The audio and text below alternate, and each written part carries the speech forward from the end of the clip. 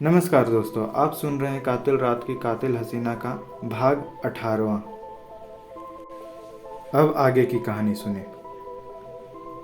Upon the great. इस वक्त दूसरों की नज़र में मैं भले ही किसी मुसीबत में फंसा हुआ लग रहा था, लेकिन इस मुसीबत के आपके इस अदने से सेवक ने खुद पलक पावड़े बिछाकर स्वागत किया था। रागनी और पारुल उस केबिन से बाहर निकलकर अभी मोड़ तक ही पहुंची होगी कि इस केबिन में जिस आदमी ने कदम रखा था उसे देखते मैं बुरी तरह से चौंक गया था। मेरे चौंकने का कारण भी वाजिब था, क्योंकि उस शख्स के वहां होने की कल्पना मैं सपने में भी नहीं सोच सकता था। ये वही बंदा था जिसे मैं चारू की माँ नमिता के घर पर आज से पहले 2 बार देख चुका था। वही चेहरे से ही बदमाश लगने वाला आदमी जो दरवाज़ा खोलते ही उस घर में फिर दोबारा नज़र नहीं आता था। तुम यहाँ क्या कर रहे हो? मेरे मुंह से अभी बस ये सब निकले ही थे कि उस बंदे ने बिना कोई जवाब दिए ही मेरे गुप्त अंग में एक जोरदार ठोकर जमा दी थी। भगवान कसम, उस हरामखोर ने क्या ठोकर जमाई थी। मैं उस ठोकर के खाते ही जमीन में दोहरा होता चला गया था। मेरी इतनी हिम्मत नहीं थी कि मैं जमीन से उठ भी पाता।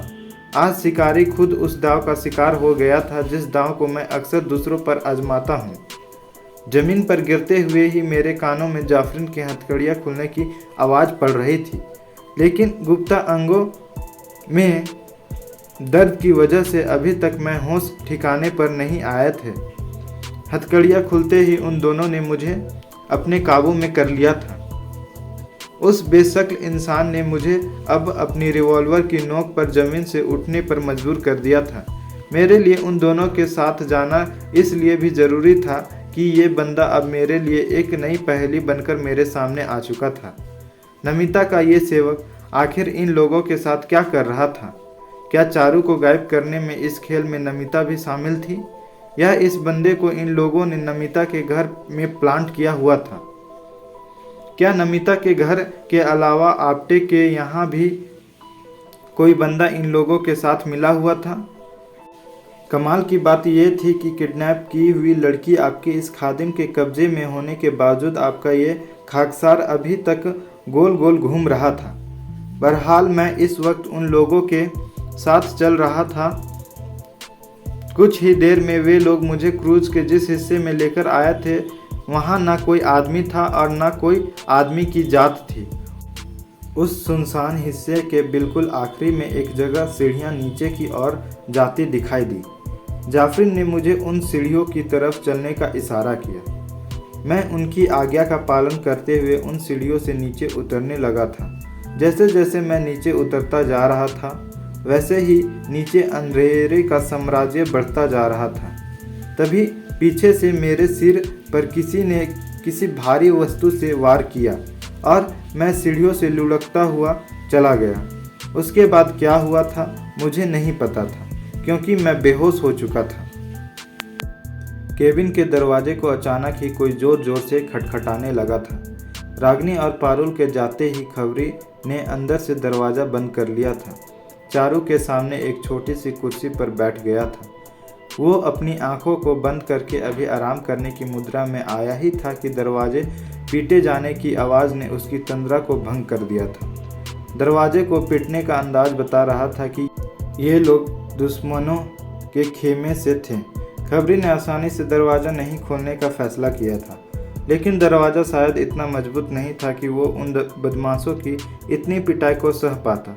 कुछ देर में उस दरवाजे को खुद ही खुल जाना था, इसलिए खबरी ने अपनी पिस्टल को अपने हाथ में लिया और दरवाजे के बाजू में जाकर खड़ा हो गया। अब वो खुद ही उस दरवाजे के खोलने का इंतजार करने लगा, लेकिन दरवाजे को इस कदर पीटे जाने से न केवल दरवाज़ा ही खुल चुका था, बल्कि चारू की बेहोशी भी टूट चुकी थी। वो इस वक्त आंखें फाड़े हुए कभी अपने हाथ में पिस्टल लिए हुए खबरी को देख रही थी और कभी दरवाजे पर खड़े उन लोगों की तरफ देख रही थी। वो इस वक्त यही नहीं समझ पा रही थी कि इनमें से कौन दोस्त था और कौन दुश्मन था। वो सभी को समान भाव से घूर रही थी। सभी के हाथों में पिस्टल चमक रही थी। लेकिन खबरी तब तक हरकत में आ चुका था और अपनी पिस्टल को अपनी साइड वाले बदमाश की कनपट्टी पर अपनी पिस्टल का वार कर चुका था। वह बदमाश एकदम से भरभरा कर उस जहाज के फर्श को सूंघ चुका था। इससे पहले कि उसके साथ वाला बदमाश कुछ समझ पाता, खबरी उसकी खोपड़ी से अपना पिस्टल सटा चुका था। चल पिस्टल नीचे फेंक, वरना अभी गोली मार दूंगा, खबरी धमकी भरे लहजे में उसे बोला। उस बदमाश के चेहरे पर अब बेबसी और बेकासी के भाव एक साथ नजर आने लगे थे। उसने अपनी पिस्टल को अपने हाथ से छोड़ दिया था कि खबरी ने बिजली की गति से उसकी कनपट्टी पर भी अपना हाथ चला दिया और वो भी अपने साथी के ऊपर गिरकर उसका चुम्बन करने लगा था। चारू अभी तक आंखें फाड़े हुए इस सारे नज़ारे को देख ही रही थी। ये सब क्या हो रहा है? मैं कहाँ हूँ? चारू ने असमंजस भरी निगाहों से खबरी की ओर देखा। तुम एक क्रूज़ पर हो, तुम्हारा कुछ लोगों ने किडनैप किया है और हम तुम्हें बचाने के लिए यहाँ आए हैं। इसलिए अभी ज़्यादा सवाल जवाब में अपना वक्त ज़ाया मत करो, यहाँ से मेरे साथ चलो। इस वक्त हम सभी की जान खतरे में है, खबरी ने संक्षेप में चारू को समझाया। लेकिन मैं तो अभी के साथ थी, वो मेरा किडनैप कैसे कर सकता है? वो मेरा दोस्त है। चारू की समझ में अभी भी नहीं आ रहा था कि शायद नशे की अधिकता उसे ज़्यादा सोचने नहीं दे रही थी। तुम्हें सब बताऊंगा, पहले यहाँ से चलो, इनके और साथी यहाँ आते ही होंगे। खबरी अभी वहाँ पर बातों में वक्त ज़ाया नहीं करना चाहता था। चारू की समझ में तो अभी तक भी कुछ नहीं आया था, लेकिन उसने इस वक्त उस केबिन से बाहर निकलने में ही अपनी भलाई समझी। रागिनी ने उस जहाज के उस सुनसान हिस्से पर एक सरसरी नज़र डाली, लेकिन अंधेरे की वजह से उसे इस वक्त कुछ भी नज़र नहीं आ रहा था। उसने गुल की तरफ देखा। बता, गुरु को वे लोग कहाँ लेकर गए हैं? रागिनी ने कठोर स्वर में गुल से पूछा। उन्हें यहीं कहीं होना चाहिए, यहाँ पर जो लगेज रखने के लिए कंटेनर है उन्हीं में कहीं रखा होगा, गुल ने रागिनी को बताया। चल दिखा, किधर रखे हैं वो कंटेनर? रागिनी ने अपने पिस्टल की नाल से उसे आगे की ओर धकेलते हुए कहा। गुल मरे हुए कदमों से आगे बढ़ने लगी, लेकिन तभी अभी ने वो हरकत कर दी थी जिसकी उम्मीद किसी को भी नहीं थी।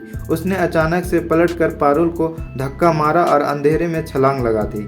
लेकिन तभी एक धमाका वहाँ गूंजा और एक चीख उस सन्नाटे को चीरती हुई समुद्र की लहरों में खो गई। अभी के द्वारा उन अनचाही हरकत के करते ही रागिनी की पिस्टल अपनी हरकत में आ गई थी और रागिनी ने अंधेरे में ही उस परछाई पर गोली चला दी थी। नतीजा वही निकला था, जो निशाना सटीक हो तो हमेशा निकलता है। गुल ने रागिनी की ओर देखा और उसे समझने में देर नहीं लगी कि इस लड़की में रहम नाम की कोई चीज़ नहीं थी। अचानक ही गुल के कदमों में तेजी आ गई थी। रागिनी और पारुल भी अब उसके कदमों से अपने कदमों की ताल मिलाने में लगी थी। गोली की आवाज़ खबरी के कानों में पड़ चुकी थी और उसके कदम इस वक्त उस गोली की आवाज़ की दिशा में ही दौड़ पड़े थे। चारू भी इस वक्त उसे बिना कोई सवाल किए हुए उसके साथ दौड़ रही थी। ये तो गोली चलने की आवाज़ है शायद, चारू ने दौड़ते हुए ही पूछा था। हाँ, मेरे बाकी साथी भी उन बदमाशों के पीछे हैं जिन लोगों ने तुम्हें किडनैप करके यहाँ रखा था, खबरी ने दौड़ते हुए ही उसे बताया।